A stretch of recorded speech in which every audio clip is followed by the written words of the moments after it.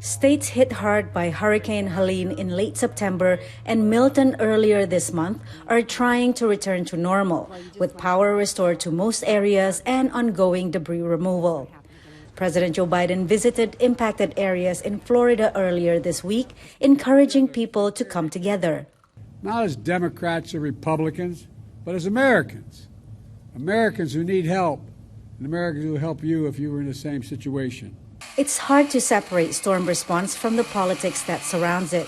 Studies show that voters reward the incumbent's party when the federal government comes through with disaster relief and punish them when it doesn't. Democratic presidential nominee Kamala Harris has been highlighting the Biden administration's efforts. I have spoken with state, local officials, both Republican and Democrat, to let them know we will be with you every step of the way as you recover and rebuild.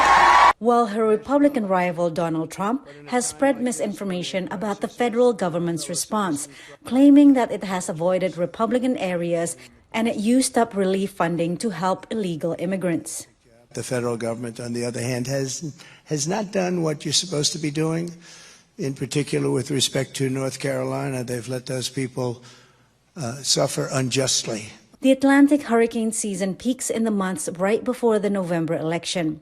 For decades, officials have built disaster contingencies into their election planning, but now they must also deal with disinformation.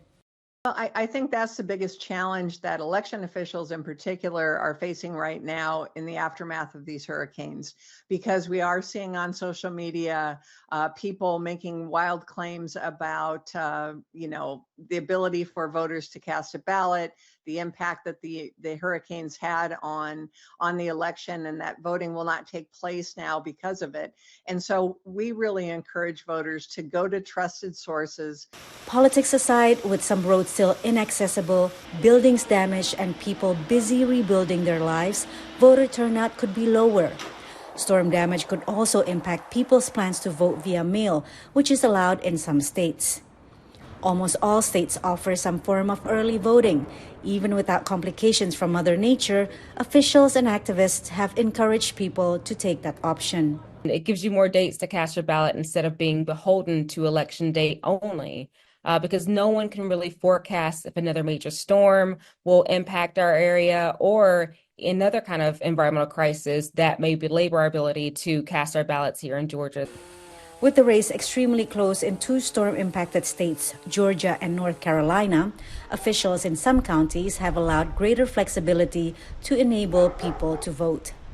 Patsy, Widakuswara, VOA News.